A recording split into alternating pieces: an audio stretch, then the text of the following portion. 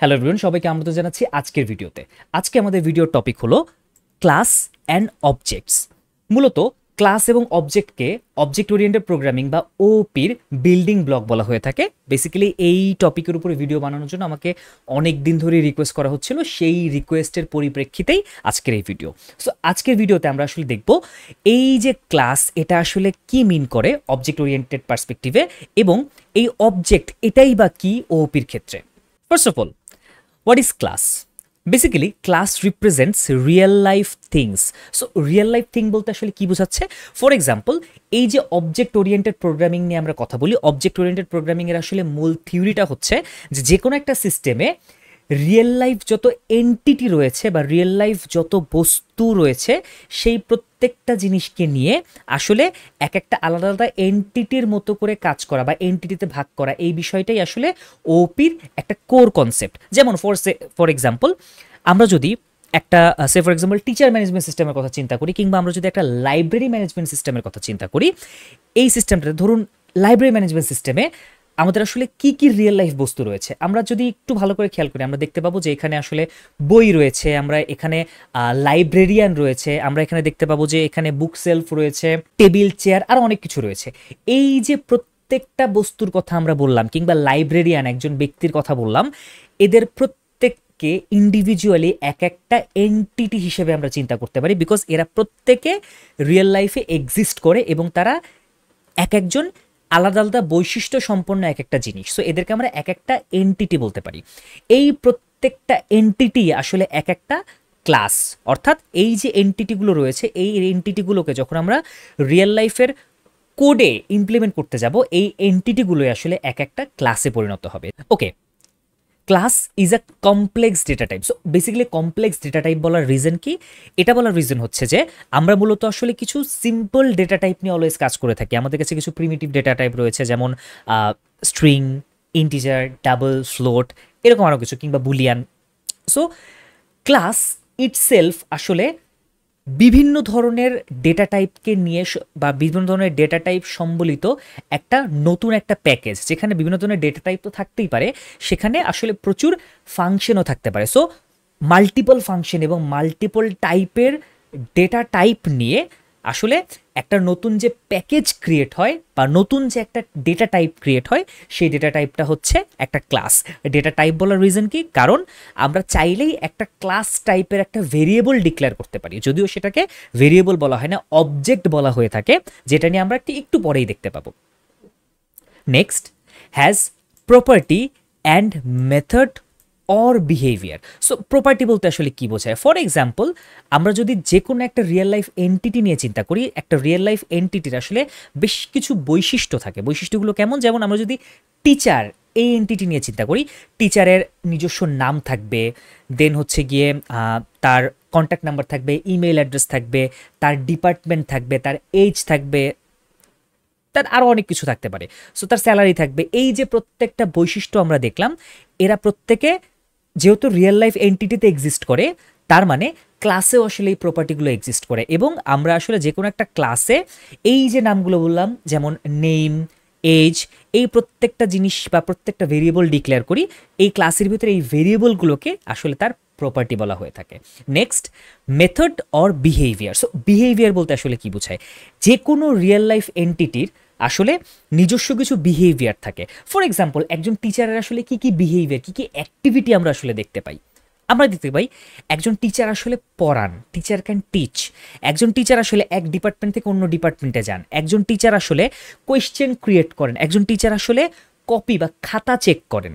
তার মানে a teacher can check copy, can create question, can change department, and can teach.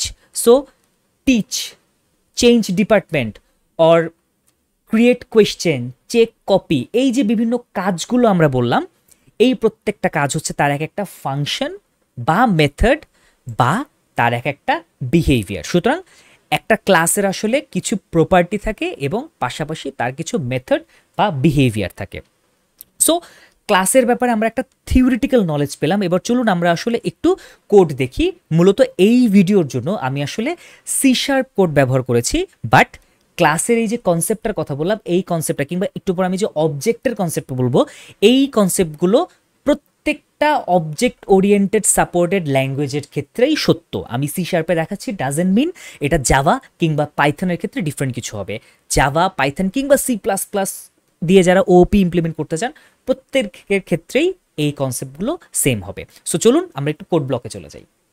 So আমি মূলত আমার আসলে ক্রোম ব্রাউজারে এসেছি এবং আমি এখানে আসলে .NET ফিডল নামে একটা ওয়েবসাইটে এসেছি। বেসিক্যালি যদি আপনার কখনো খুব ছোটোখাটো কিছু code, C sharp code execute করার প্রয়োজন পড়ে, সেক্ষেত্রে আপনি সেই মোমেন্টে আসলে আপনার ভিজুয়াল স্টুডিও অন না করে আপনি খুব ইজিলি .NET ফিডল এইখানে নিজের কোড করতে পারেন এবং কোডটা রান করতে পারেন। এখানে আসলে ল্যাঙ্গুয়েজ হিসেবে VB.NET, F sharp, C sharp এগুলো রয়েছে। আপনি কনসোল অ্যাপ্লিকেশন, MVC কিংবা অন্য যে কোনো ধরনের আর্কিটেকচার সিলেক্ট করতে পারেন। এবং সবথেকে মজার ব্যাপার হচ্ছে যে আপনি কম্পাইলারের জন্য কোন ভার্সন ইউজ করবেন .NET-এর, এই ভার্সনটা আপনি সিলেক্ট করতে পারেন। বর্তমানে আমার নিজের প্রজেক্টের ক্ষেত্রে আমি মূলত আসলে .NET 6 কিংবা .NET 8 ব্যবহার করে থাকি। সেই ক্ষেত্রে এই .NET ফিডল ইউজ করার আরেকটা বড় রিজন হচ্ছে আমি আসলে লোয়ার .NET ভার্সন ইউজ করতে চাই। কেন ইউজ করতে চাই এটা আমি আমার এক্সাম্পলের সময় দেখাবো। ওকে, সো খেয়াল করুন, আমার এখানে আসলে আমি যখন একটা কনসোল অ্যাপ্লিকেশন ক্রিয়েট করবো, আমার এখানে আসলে একটা বেসিক ক্লাস ক্রিয়েট করা আছে, প্রোগ্রাম। ফাইন, এটা থেকে আসলে খুব বেশি কিছু বোঝা যাচ্ছে না। সো আমি যেটা করি, এটা একটু ফন্ট সাইজ একটু বড় করছি। সো আমরা কাজ করি, আমি এখন আসলে একটা ক্লাস ক্রিয়েট করি। ফর এক্সাম্পল আমরা একটু আগে টিচার ক্লাসের কথা বলছিলাম, তাহলে আমরা একটু টিচার ক্লাসটা ক্রিয়েট করব। সো টিচার ক্লাসটা আমরা কিভাবে ক্রিয়েট করতে পারি? সো আমরা যখন একটা ক্লাস ক্রিয়েট করব, সেখানে আমার ক্লাস কিওয়ার্ড ব্যবহার করতে হয় এবং তার আগে আসলে এক্সেস মডিফায়ার দিতে হয়। যেমন আমরা এখানে যদি দেখি, এখানে আমরা দেখতে পাচ্ছি এই যে পাবলিক কিংবা প্রাইভেট কিংবা ইন্টারনাল, এই যে বিভিন্ন ধরনের এক্সেস মডিফায়ারগুলো রয়েছে, এই এক্সেস মডিফায়ারগুলো যেটা করে সেটা হচ্ছে যে এক্সেস মডিফাই করে, অর্থাৎ কে কতটুকু বা কে কে এই ক্লাসটা এক্সেস করতে পারবে সেই বিষয়টাকে সে কন্ট্রোল করে। সো আমরা একটা পাবলিক ক্লাস বানাচ্ছি। সো পাবলিক ক্লাস কিওয়ার্ডটা ব্যবহার করতে হয়, পাবলিক ক্লাস টিচার। ফাইন, এখন আমি এখানে কোনো ব্র্যাকেট দিচ্ছি না। কেন? কারণ হচ্ছে ক্লাস কখনো কোনো প্যারামিটার রিসিভ করে না। ফাইন, দ্যাটস ওয়াই আমি এখানে ব্র্যাকেট দিয়ে দিচ্ছি। ওকে, সো আমি মোটামুটি একটা ক্লাস ক্রিয়েট করে ফেলাম। খেয়াল করুন, এখানে যেমন একটা ক্লাস ছিল, আমি টিচার নামে একটা ক্লাস করলাম। ওকে, আমাকে বলছে একটা ব্র্যাকেট এক্সপেক্টেড। ফাইন, আমি একটা ব্র্যাকেট দিয়েছি। ওকে, সো আমি টিচার নামে একটা ক্লাস ক্রিয়েট করলাম। এখন আমরা একটু আগে দেখে এসেছিলাম যে এই যে টিচার ক্লাসটা রয়েছে, এই টিচার ক্লাসটার কিছু প্রপার্টি থাকবে। ফাইন, তাহলে আমরা কিছু প্রপার্টি দিই। প্রপার্টিগুলো কীরকম হবে? ফর এক্সাম্পল, টিচারের একটা নাম থাকবে। সুতরাং আমরা এখানে বলবো public string first name set. So basically এখানে গেটার সেটার দেয়া, এই গেটার সেটারটা আসলে সব ল্যাঙ্গুয়েজেই কমন, জাভাতেও এটা আছে, সি শার্পেও এটা রয়েছে। বেসিক্যালি এই গেটার এবং সেটার এটা আসলে শর্ট ফর্ম। মূলত এটা দিলে কম্পাইলার নিজে থেকে আসলে এই ভেরিয়েবলটাতে ডাটা সেট করা এবং গেট করার জন্য দুটো মেথড আসলে ক্রিয়েট করে নেয়। ফাইন, সো আমি তার ফার্স্ট প্রপার্টিটা দিলাম, সেটা হচ্ছে তার ফার্স্ট নেম। যেহেতু ফার্স্ট নেম দিয়েছি, তার মানে তার একটা লাস্ট নেমও থাকা উচিত। সো তার একটা লাস্ট নেম থাকবে। নেক্সট হচ্ছে আমরা তার বয়স দিচ্ছি। ফর এক্সাম্পল, বয়স আমরা এখানে ফ্লোট দিলাম এজ। সো একটু আগে আমি যে প্রপার্টির কথা বলেছিলাম, আমি এখানে প্রপার্টিগুলো ডিক্লেয়ার করলাম। নেক্সট আমাদের কিছু বিহেভিয়ার কিংবা কিছু মেথড আমাদেরকে দিতে হবে। সো মেথড কিংবা বিহেভিয়ার কীরকম হতে পারে? ফর এক্সাম্পল, আমরা বলতে পারি যে teacher can teach. Okay, so আমরা টিচ নামে একটা মেথড লিখতে পারি। সো আমরা এটাকে বলতে পারি পাবলিক ভয়েড। বেসিক্যালি একটা মেথড লিখছি আমি, মেথডের সিনট্যাক্স সম্পর্কে আপনারা একটু দেখে নিতে পারেন। মেথড লেখার ক্ষেত্রে আমাকে যেটা কয় সেটার এক্সেস মডিফায়ার দিতে হয়। সেটার আসলে রিটার্ন টাইপ কি হবে? আমি ভয়েড দিচ্ছি, মানে আমার যে এখন টিচ মেথডটা সেটা আসলে কোনো কিছু রিটার্ন করে না। So public void teach. So এখানে আমি একটা টিচ নামে মেথড দিলাম। সো আমি এখানে যেটা করছি সেটা হচ্ছে যে আমি একটা কনসোল করি, console.writeLine। সো আমি এখানে লিখছি আই ক্যান টিচ। কনসোলে একটা প্রিন্ট করব আই ক্যান টিচ। নাও আমরা কিন্তু একটা ক্লাস ক্রিয়েট করে ফেললাম যেটা হচ্ছে টিচার। কেন আমরা টিচার নাম দিলাম? বিকজ টিচার একজন রিয়েল লাইফ এন্টিটি। ক্লাসের নামগুলো অলওয়েজ একটা রিয়েল লাইফ এন্টিটির বেসিসে হয়ে থাকে, মোস্ট অফ দ্য কেসে চেষ্টা করা হয়। এবং সেই ক্লাসের কিছু প্রপার্টি আমরা দিলাম এবং সেই ক্লাসের কিছু বিহেভিয়ার আমরা দিলাম। এখন আমাদের নেক্সট পয়েন্ট ছিল এরকম যে আমরা দেখেছিলাম যে ক্লাসের সেকেন্ড পয়েন্টটা কি ছিল, is a complex data type. So complex data type কিভাবে, খেয়াল করুন এই যে টিচার এটা কিন্তু এখন একটা ডেটা টাইপের মতো বিহেভ করবে, এবং সেই যে ডেটা টাইপটা, এই ডেটা টাইপটার কি কি আছে, তার ভিতরে আসলে দুটো স্ট্রিং আছে এবং একটা ফ্লোট আছে এবং একটা ফাংশন আছে। তার মানে এই যে নতুন যে টিচার নামে আমি একটা ডেটা টাইপ বলছি বা ডেটা টাইপের মতো একটা প্যাকেজ ক্রিয়েট করছি, এই প্যাকেজটার ভিতরে আসলে কমপ্লেক্স কিছু ডেটা টাইপ রয়েছে বা ডিফারেন্ট ডেটা টাইপ রয়েছে এবং একটা ফাংশন রয়েছে, তাই এটাকে আমরা একটা কমপ্লেক্স ডেটা টাইপ বলছি। ওকে, এই ছিল বেসিক্যালি ক্লাস। নাও এখন অবজেক্ট কি সেটা একটু আমরা দেখে আসি এবং তারপরে আমরা নেক্সট আলোচনায় যাই। Object is instance of a class. So basically এটা হচ্ছে একটা ক্লাসের একটা ইনস্ট্যান্স। সো ব্যাপারটা আসলে কি, ব্যাপারটা হচ্ছে যে এক একটা অবজেক্ট আসলে এক একটা ভেসেলের মতো বা কোনো একটা বাটির মতো, যেটা আসলে কোনো একটা ক্লাসের পুরো ইনফরমেশনটা তার ভিতরে রেখে দেয়, যে জন্য বলা হয়ে থাকে যে object is blueprint of a class.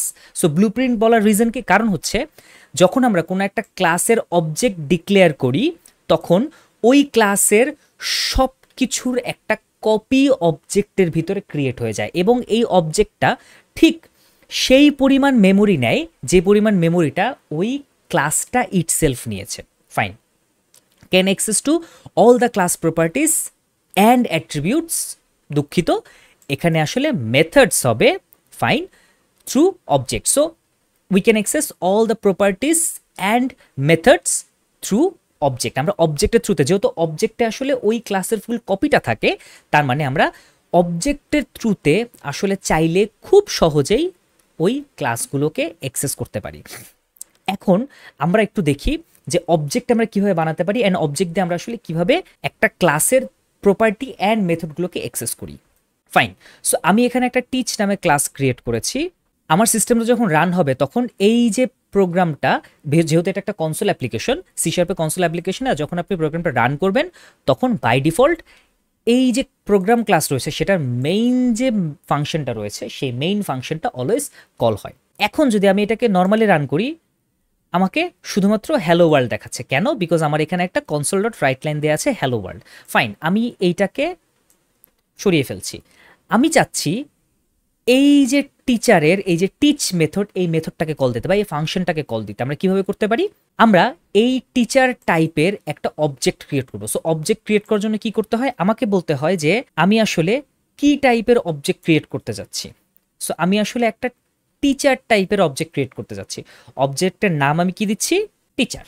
আমাকে কোনো একটা অবজেক্ট ক্রিয়েট করতে গেলে নিউ এই কিওয়ার্ডটা ব্যবহার করতে হয়, এবং নিউ কিওয়ার্ডটা যখন আমরা ব্যবহার করি, নিউ এর পরে আমাকে বলতে হয় যে এই যে টিচার টাইপের একটা নতুন ভেরিয়েবল আমরা তৈরি করলাম, এইটাতে আসলে কার রেফারেন্স থাকবে।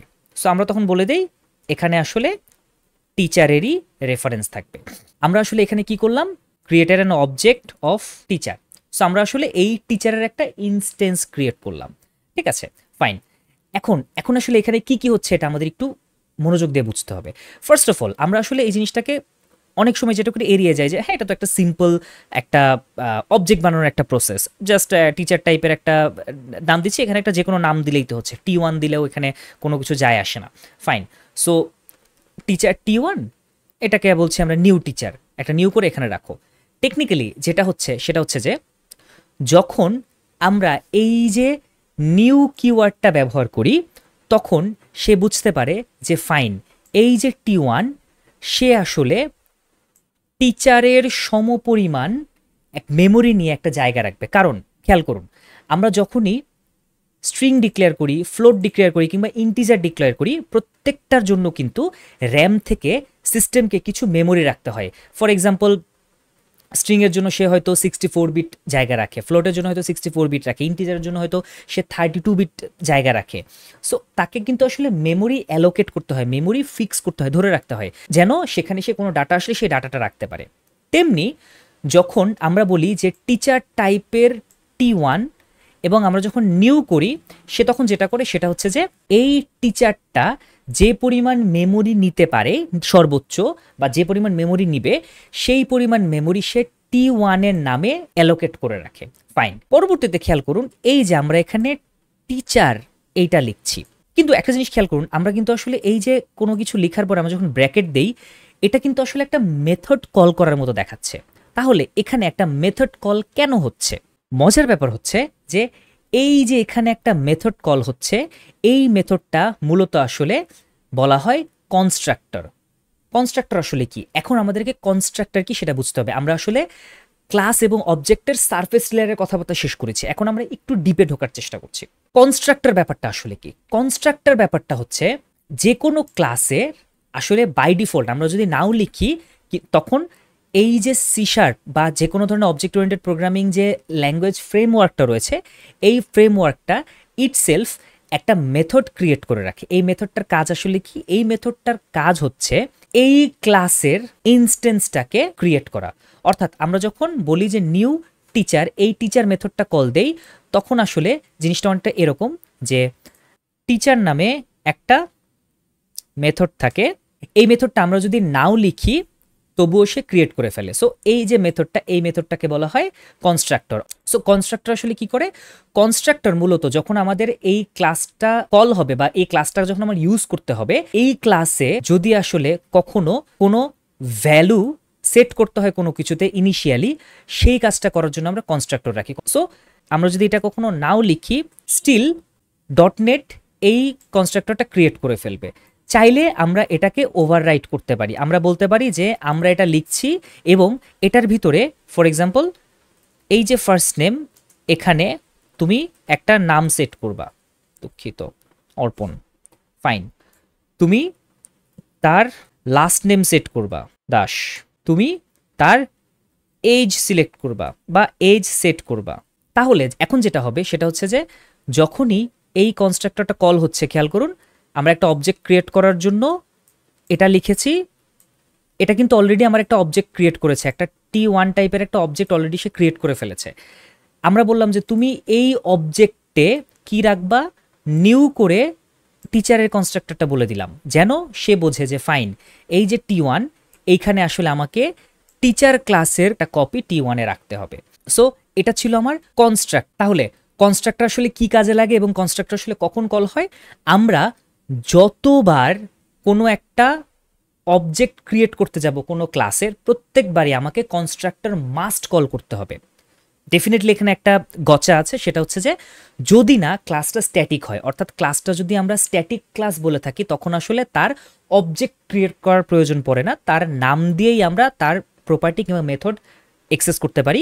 যেহেতু অবজেক্ট ক্রিয়েট করার প্রয়োজন পড়ে না, তখন আসলে আমার কনস্ট্রাক্টরও কল হয় না। সো স্ট্যাটিক ক্লাস নিয়ে আমরা আসলে নেক্সট ভিডিওতে দেখবো যে স্ট্যাটিক ক্লাস আসলে কি এবং স্ট্যাটিক ক্লাস আসলে কেন প্রয়োজন হয়। আপাতত আমরা স্ট্যাটিক ক্লাসের দিকে যাচ্ছি না। তাহলে আমি একটা অবজেক্ট ক্রিয়েট করলাম, এই যে আমি অবজেক্টটা ক্রিয়েট করলাম, এই অবজেক্ট দিয়ে আমি আসলে এখন কি করতে পারি? এই অবজেক্টটা দিয়ে আমি এখন চাইলেই, খেয়াল করুন আমাকে অলরেডি এখানে সাজেশন দেখাচ্ছে টিচ। সো আমি এই মেথডটা এখান থেকে কল করতে পারি। এই মেথডটা আসলে কার?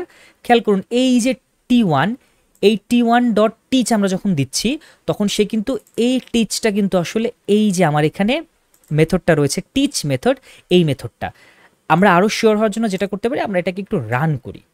আমরা রান করলে দেখব আই ক্যান টিচ। খেয়াল করুন এই যে আমি এখানে আই ক্যান টিচ লিখেছিলাম, এই কথাটা এখানে লিখছে। এখন আমরা যে কথাটা বলেছিলাম যে অবজেক্ট হচ্ছে আসলে একটা ক্লাসের একটা ব্লুপ্রিন্ট বা ক্লাসের একটা কপি, সেটা আমরা কীভাবে বুঝলাম? যখন আমরা দেখলাম যে অবজেক্ট ডট দিয়ে আমরা যখন টিচ লিখছি, এই টিচটা আসলে এই ক্লাসকে কল করছে। এখন প্রশ্ন হচ্ছে যে তাহলে তো আমরা একটা T1 বানালাম, আমাদের যদি মাল্টিপল টিচার থাকে আমরা আসলে তখন কি করব? ভেরি সিম্পল, আমরা যেটা করব সেটা হচ্ছে যে মাল্টিপল টাইমস আমরা অবজেক্ট ক্রিয়েট করতে পারবো T2। এখন প্রশ্ন হচ্ছে যদি আমি সামহাও T1 দিয়ে এই ফার্স্ট নেম বা লাস্ট নেমে কিছু একটা সেট করে দেই, তাহলে T2 কি আসলে একই ভ্যালু পাবে? না। মজার ব্যাপার হচ্ছে আমরা যতবার আসলে নিউ করছি, নিউ দেওয়ার রিজনকে নিউ দিলে যেটা হচ্ছে সেটা হচ্ছে যে এই যে টিচার ক্লাসের কনস্ট্রাক্টর, এটা আসলে কমপ্লিটলি ফ্রেশ একটা টিচারের কপি নিয়ে সেই মেমোরিতে রাখছে। সে আসলে প্রত্যেকটা অবজেক্টকে আলাদা আলাদাভাবে ম্যানিপুলেট করে বা আলাদা আলাদাভাবে রাখে, যেন একটা অবজেক্ট এই ক্লাসের ভিতরে কোনো চেঞ্জ করলে সেটা যেন অন্যজন না পায়। যেমন ফর এক্সাম্পল আমরা যেটা করব সেটা হচ্ছে যে আমরা আরেকটা কনস্ট্রাক্টর লিখি, আমাদের এই কনস্ট্রাক্টরটা হবে প্যারামিটারাইজড কনস্ট্রাক্টর, অর্থাৎ সে এই কনস্ট্রাক্টরটা একটা প্যারামিটার নিতে পারবে। বাই দ্য ওয়ে, আমরা আসলে অন্য সব মেথড থেকে একটা কনস্ট্রাক্টর কীভাবে আলাদা করতে পারি, কনস্ট্রাক্টরের কখনো কোনো রিটার্ন টাইপ থাকে না। যেমন দেখুন এই যে টিচ মেথড লিখেছে, এই টিচ মেথডটার কিন্তু একটা রিটার্ন টাইপ মাস্ট দিতে হবে, ভয়েড, ইন্টিজার, স্ট্রিং, যে কোনো একটা কিছু, একটা ডেটা টাইপ। কিন্তু এই যে কনস্ট্রাক্টরের আসলে কোনো রিটার্ন টাইপ থাকে না, এবং কনস্ট্রাক্টরের নাম আসলে এক্স্যাক্টলি ক্লাসের নামের মতো হয়। ফাইন। সো আমরা এখানে যেটা করব সেটা হচ্ছে যে আমরা বলবো স্ট্রিং ফার্স্ট নেম। সো আমরা এখানে আরেকটা কনস্ট্রাক্টর লিখলাম, সেটা হচ্ছে যে একটা ফার্স্ট নেম নেয়। সো আমরা এখানে কি করব, আমরা বলবো যে এই কনস্ট্রাক্টরটা কেউ যদি কল দেয়, তাহলে এখানে যে ভ্যালু পাঠানো হবে কনস্ট্রাক্টরে, সেই ভ্যালুটাই এই ক্লাসের ফার্স্ট নেমে বসে যাবে। তাহলে এখন আমরা যেটা করব, T1 যখন আমরা বানাবো তখন আমরা বলবো যে এখানে আমি নাম দিয়ে দিচ্ছি সে ফর এক্সাম্পল রাফিদ। এবার আমরা যেটা করব সেটা হচ্ছে যে আমরা যদি এখন কনসোল প্রিন্ট করি, console.writeLine, আমরা যদি এখানে T1 ডট ফার্স্ট নেম দেই, আমরা একটু দেখতে চাই যে ও আমাকে আসলে কি দেখায়। খেয়াল করুন, আমি একটা অবজেক্ট ক্রিয়েট করলাম T1, সেখানে আমি বললাম যে আমি রাফিদ পাস করেছি। রাফিদ পাস করার রিজন কি, আমাকে এখানে এরর দিচ্ছে এক্সপেক্টেড বাই। আমি যেটা করেছি সেটা হচ্ছে যে T1 একটা অবজেক্ট ক্রিয়েট করেছি যেখানে আমি আসলে রাফিদ দিয়েছি। সো এখানে খেয়াল করুন, এই যে আমি কনস্ট্রাক্টরটা কল করলাম, সে কিন্তু একটা প্যারামিটার রিসিভ করে, এবং এই প্যারামিটারটা সে কি করে, এই প্যারামিটারটা সে আসলে ফার্স্ট নেমে পাস করে দেয়। তো আমি যদি এখন এটাকে রান করি, okay, teacher does not contain definition of first name, oh sorry, I capital হয়ে গেছে, ওকে, ফার্স্ট নেম। ওকে, খেয়াল করুন, আমি এখান থেকে সেট করলাম, সে অবজেক্ট ক্লাসের একটা কপি তৈরি করেছিল, সেখানে ফার্স্ট নেমে সে সেট করলো, আমি এখানে যা পাঠাচ্ছি এই টিচার প্যারামিটারাইজ কনস্ট্রাক্টরে যা পাঠাচ্ছি সেইটা। সো রাফিদ এখানে সেট হয়ে গেল এবং আমাকে সে আউটপুটে রাফিদ দেখাচ্ছে। তাহলে এখন আমি যদি T2 দেই, অর্থাৎ এই যে আমি রাফিদ বসালাম, এই টিচার ক্লাসটা তো আসলে চেঞ্জ হয়ে গেল, মডিফাই হয়ে গেল, রাইট? তাহলে আমরা যদি এখন T2 ডট ফার্স্ট নেম দেই, আমার কিন্তু কিছু একটা পাওয়ার কথা। সো আমি একটু দেখি, আমাকে অর্পণ দেখাচ্ছে কেন?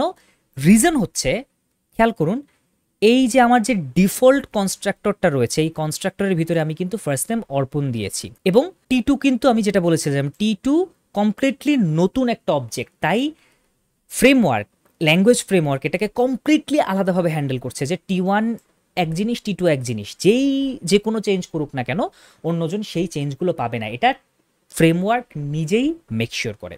যখন আমরা কনস্ট্রাক্টর নিয়ে কথা বলছি তখন একটা মজার জিনিস চলে আসে। ধরুন আপনি একটা প্রোগ্রাম রান করেন, এই যে আমি প্রোগ্রামটা রান করলাম, কি হচ্ছে, এই পুরো কোডটা মেমোরিতে যাচ্ছে, এদের জন্য কিছু মেমোরি অ্যালোকেট করতে হচ্ছে, এবং এই পুরোটা এক্সিকিউট হচ্ছে। এক্সিকিউট হওয়া শেষে মেমোরিগুলো খালি হবে কিভাবে? কারণ যদি মেমোরি খালি না হয়, তাহলে আমি এই প্রোগ্রামটা যদি 1,00,000 বার চালাই, প্রতিবার যদি আমার 1-2 কিলোবাইট করেও জায়গা নিতে থাকে, আমার র্যাম একসময় আসলে শেষ হয়ে যাবে। তাহলে আমাকে প্রতিবার প্রোগ্রাম শেষে এই মেমোরিগুলো তো ফ্রি করার ব্যবস্থা করতে হবে। এই জিনিসটাই বেসিক্যালি লেটেস্ট যে ল্যাঙ্গুয়েজগুলো রয়েছে লাইক জাভা কিংবা সি শার্প, পাইথন, এগুলোতে গার্বেজ কালেক্টর নামে একটা ফাংশন রয়েছে বা একটা অপশন রয়েছে। এই গার্বেজ কালেক্টর কি করে, ফ্রেমওয়ার্ক নিজে থেকেই এই গার্বেজ কালেক্টরগুলোকে কল করে দেখে কাজে লাগছে না এমন কোনো জিনিস মেমোরিতে আছে কিনা, অর্থাৎ এখন পর্যন্ত মেমোরিতে যারা আছে তাদের মধ্যে সবার কোনো না কোনো কানেকশন আছে কিনা, বা তাদের কানেকশন অ্যালাইভ আছে কিনা। যদি না থাকে তাহলে সে সেই জিনিসগুলোকে ফেলে দেয়। এখন কোয়েশ্চেন হচ্ছে যে এই যে একটা ক্লাসের রিলেটেড এত কিছু, এই যে মেমোরি যে ফ্রি করতে হবে, মেমোরির ভিতরে যে জিনিসপত্র আটকে গেছে এগুলোকে খালি করতে হবে, এইটা কে করে? মজার ব্যাপার হচ্ছে যে একটা ক্লাসের যেমন কনস্ট্রাক্টর থাকে, ঠিক সেরকমই আরেকটা জিনিস থাকে যেটাকে বলা হয় ডিস্ট্রাক্টর। কনস্ট্রাক্টর যেমন একটা ক্লাসকে ক্রিয়েট করে মেমোরিতে নেয়ার জন্য কাজ করে, ডিস্ট্রাক্টর তেমনি হচ্ছে ওই ক্লাসটাকে মেমোরি থেকে বের করে ফেলে দেয়, অর্থাৎ ওই ক্লাসটাকে ধ্বংস করে দেয়। সো ডিস্ট্রাক্টর কেমন? খুব সিম্পল। ডিস্ট্রাক্টরের বেসিক্যালি কোনো ধরনের কোনো রিটার্ন টাইপ তো থাকেই না, কোনো এক্সেস মডিফায়ারও থাকে না, বিকজ এই যে ডিস্ট্রাক্টর, এই ডিস্ট্রাক্টরকে আসলে ইউজ করবে গার্বেজ কালেক্টর নিজে। সুতরাং এটা যদি পাবলিক না হয়, বাইরে থেকে আসে একটা গার্বেজ কালেক্টর কখনো একে ইউজ করতে পারবে না।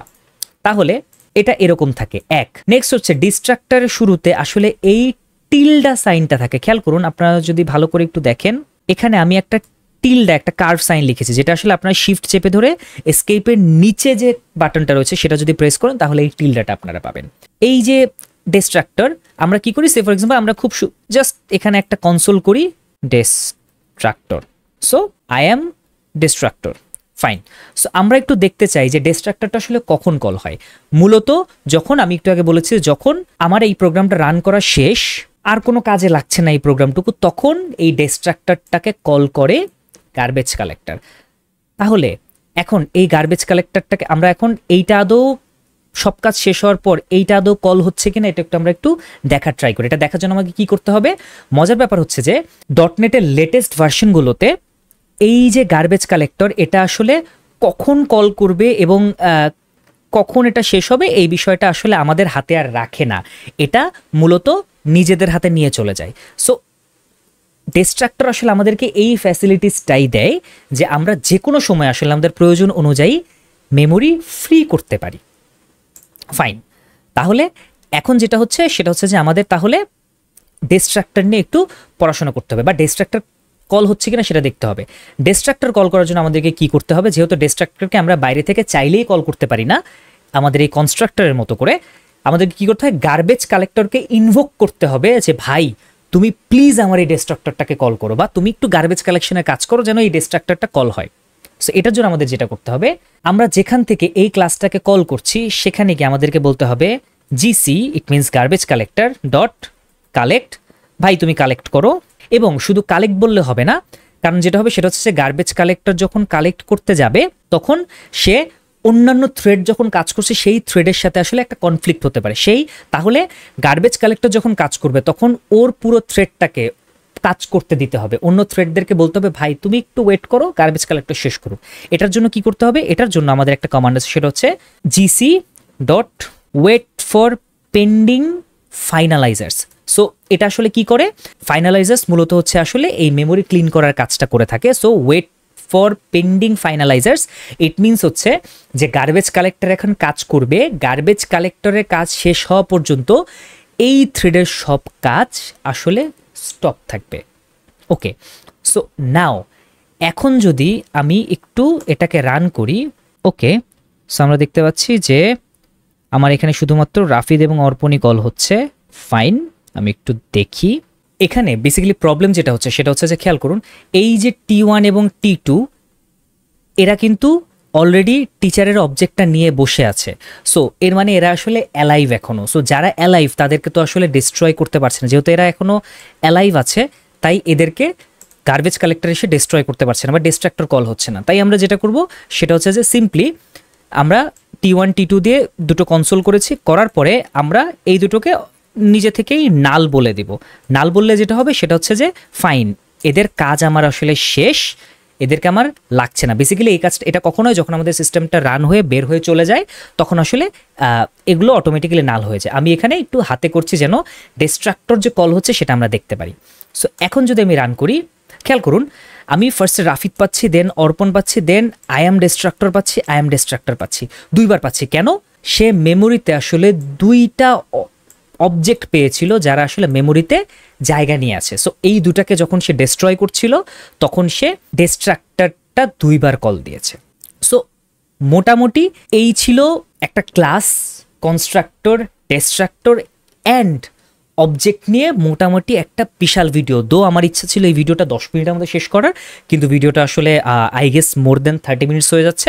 বাট স্টিল আমার কাছে মনে হয়েছে যারা আসলে অবজেক্ট ওরিয়েন্টেড প্রোগ্রামিং এটা ফর দ্য ফার্স্ট টাইম দেখছে তাদের জন্য ক্লাস, অবজেক্ট এই দুটো জানার পাশাপাশি কনস্ট্রাক্টর অ্যান্ড ডিস্ট্রাক্টরের প্রপার্টিগুলো নিয়ে বা এগুলো নিয়ে ইনডেপথে জানা প্রয়োজন।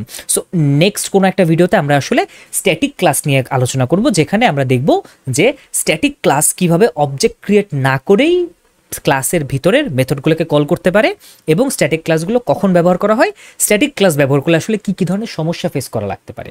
সো শেষ পর্যন্ত ভালো থাকবেন, ধন্যবাদ।